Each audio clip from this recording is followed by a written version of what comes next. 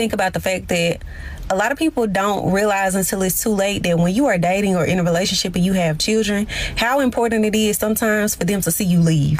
And I know a lot of people are just so busy kind of dealing with that hurt and that pain of what's currently going on that the children's emotions sometimes are an afterthought. But baby, you are literally on display teaching your children how to be treated and how to treat others in romantic relationships. And ladies, y'all can vouch for me, but when you date a man whose mom didn't leave, she was the woman that stayed, that man is so vicious towards women or treat women horribly because of what he witnessed. Instead of the onus being on the person who treated her horribly, he literally turns around and blames the mom just because she stayed. And a lot of times as women, we don't know how to properly navigate relationships or leave because we watched our mothers stay. But I just want to say, I know that that's probably the most difficult decision. I can't tell you what I would do if I was in it, but sometimes I know it's hard, but your kids might need to see you leave, and it's okay to do so. As a Christian, I believe that marriage is a sacred institution established by God. However, I also acknowledge that because we live in a fallen world, marriages can become broken and toxic. Divorce is not God's ideal plan, but it is sometimes a sad necessity when sin has caused irreparable damage to a marriage. When a marriage becomes a source of consistent pain and harm, and when there is no willingness to restore the relationship. So insecure guys, avoidantly attached guys in particular, love having options. It is not uncommon for avoidant men to spring into a new relationship or situationship right after their current relationship ends. This is called monkey branching. Monkey branching meaning that you swing from one branch to another branch and you only let go of the previous branch until you have the new branch in hand. And men and women can engage in this practice.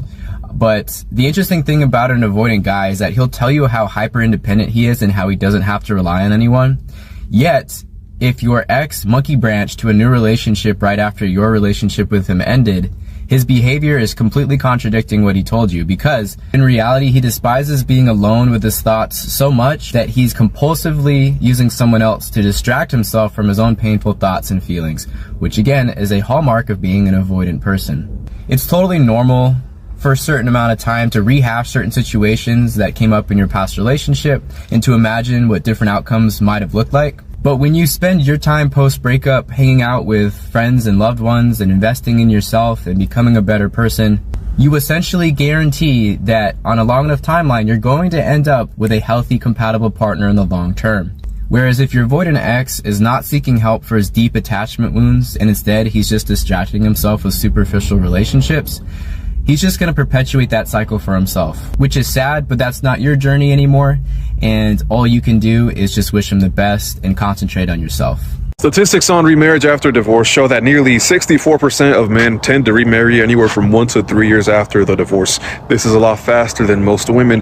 And the reason as to why men move on so quickly, is it because they're finding love in another partner, they're looking for love in another partner, or are there other reasons as to why men tend to move on after a divorce and after a breakup so fast? Is a man truly trying to find love, or is he simply trying to find someone who will clean the house, wash his clothes, cook for him, and put out sexually? Somebody who he can come home to and not be alone. While I'm sure that there are men who seek genuine love after a divorce, I know that there are. At the same time, there are men who are not seeking genuine love, and what they're really seeking is a partner to provide domestic labor for them. They're used to this system of coming home and the house being clean, there being food on the table, their laundry being neat, folded, and dried up, and they're used to having that person when they get home. And when they don't have this system going on in their life, now they don't know what to do because the system ain't there. Now, this is not the case for every single man, but this is the case for a lot of men, because a lot of men do not feel valuable or worthy if they don't have a woman by their side. They feel like they need a woman by their side to confirm their masculinity and their identity as a man. Let's be honest, man gets spoiled by having the convenience of a wife in their life. Then all of a sudden, when they go through divorce, that wife is no longer there. So they rush down to another situation to lock somebody down in their life to where it can be a lot more comfortable for them. Look, I have a few uncles who, when my aunts divorced them and left them, they could not stand their own solitude. They could not stand it to be on their own. They had to have someone by their side. And that's because in a lot of cases, some men simply do not know how to deal with their emotions.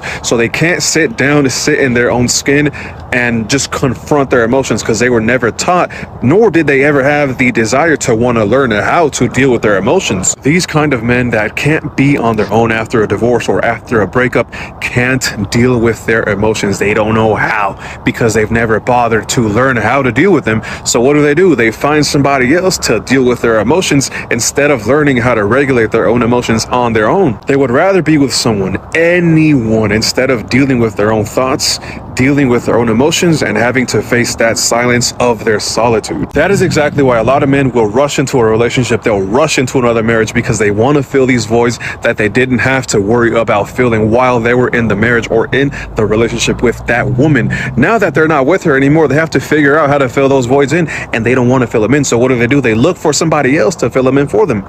Next time you're thinking of staying together for the kids, think again. Many people believe that staying together in a toxic relationship will benefit the children. But in the long run, children will perceive these relationships and it will affect them in their own relationships and in later in life. This is going to affect the way they view marriage in the future. It's better for them to see their parents in healthy relationships or not in toxic relationships at all. Staying together for the children will not benefit the children. Separation might be the most loving decision.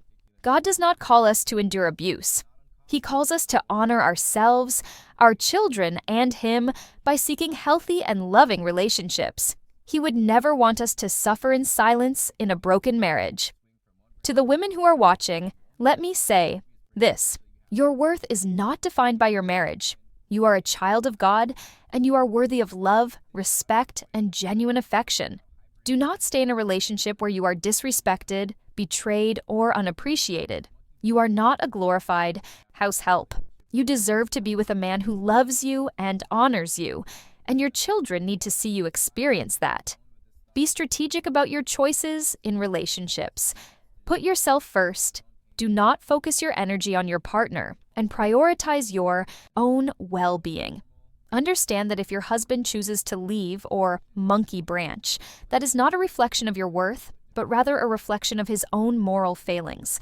Do not be afraid to leave an unfaithful and toxic marriage. And to the men who are watching, you must understand that you are called to be spiritual leaders in your families.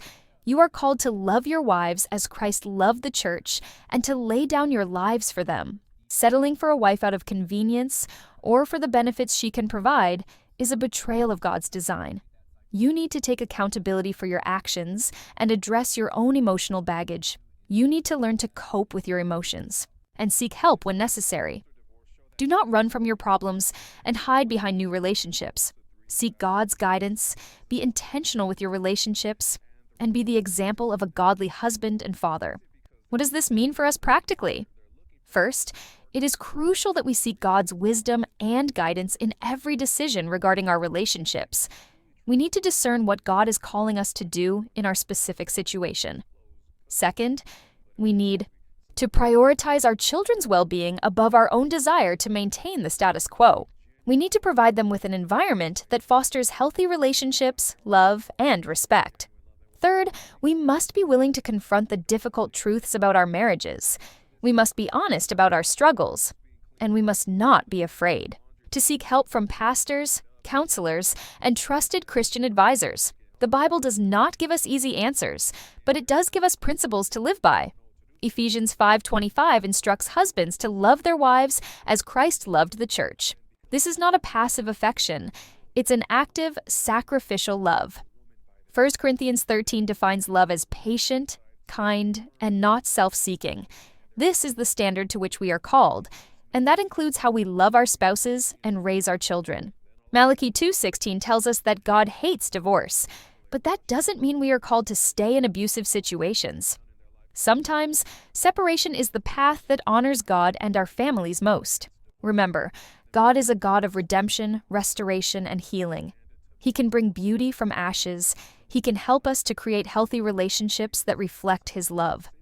Ultimately, the key takeaway from this is that staying together for the kids should never be an excuse for tolerating an unhealthy and ungodly relationship. True love is not convenient nor selfish.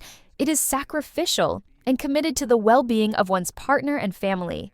Let us strive to model Christ-centered love in our marriages and in our communities. I encourage you to reflect on what we've discussed today. If you are struggling in your marriage, or you have questions about whether you should stay in your marriage, please seek wise counsel from your pastor or a trusted Christian counselor. Do not hesitate to get the help you need. There is no shame in admitting that you need support.